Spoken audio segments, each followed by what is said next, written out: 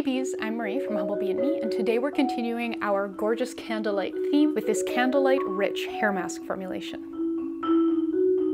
I really wanted this formulation to be richly conditioning for people who have drier hair than mine.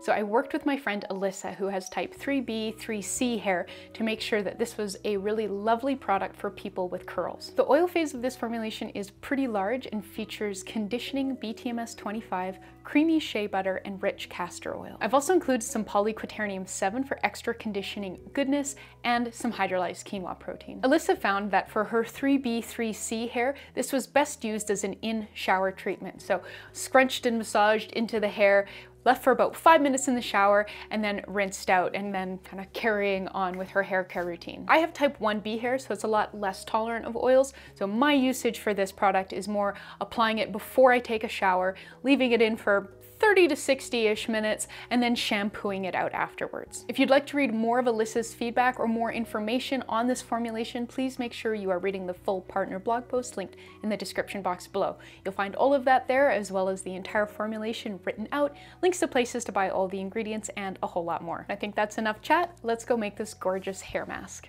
Our heated water phase is just 4 ingredients. In this beaker, I already have 50.8 grams of distilled water. To that, I'm going to add 4 grams of moisturizing vegetable glycerin, 1 gram powdered panthenol. If you have liquid panthenol, please read the Humblebee and Me encyclopedia entry to learn how to use that instead, and 2 grams Cocamidopropyl Betaine.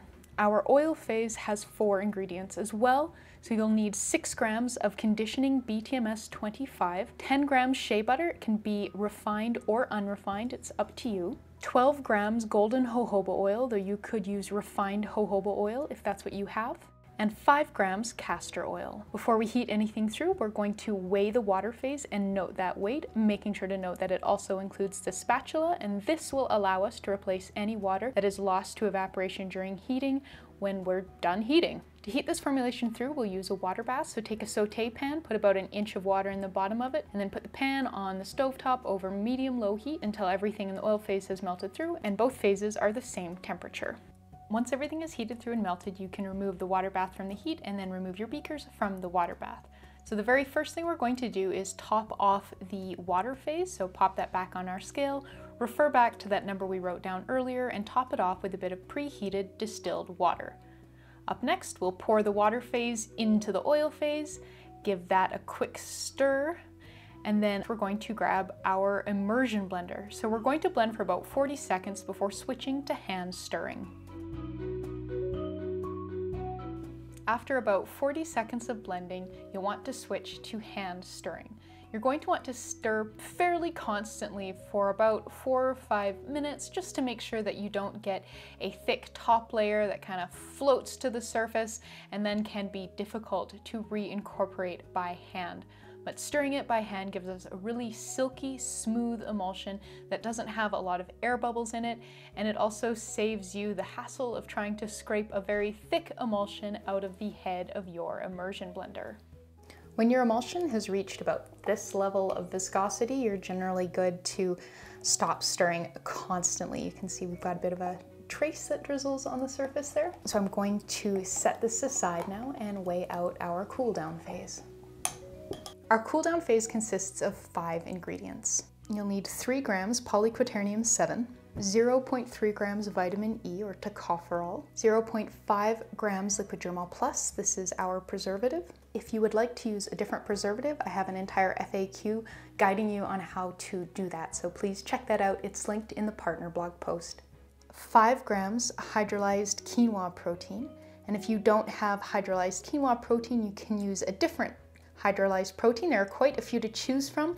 I've listed some alternatives in the substitution section of the partner blog post, which is linked in the description box below this video. And for a bit of lovely scent, 0.4 grams of fragrance of choice, I'm using Kentucky Bourbon from Brambleberry. Once your cool down phase has been weighed out and your gorgeous creamy emulsion has cooled down to below 40 degrees Celsius, which is fairly easy to tell. You know, if you pop your wrist on the outside of the beaker, it shouldn't feel anything more than just a wee bit warm. Pour some of our hair mask into the cool down phase, and then combine that And once this is uniform, back into the parent batch it goes. And that's it for the making, so now it's time to package this up. For packaging, I'm going to use this 100 milliliter frosted screw top plastic jar from Humblebee. And that's it. That's how you make a gorgeous Candlelight Rich Hair Mask. Pop a label on it and you are good to go. If you have any other questions about this formulation, please make sure you are reading the full partner blog post on it linked in the description box below. But thanks so much, and I'll see you next time.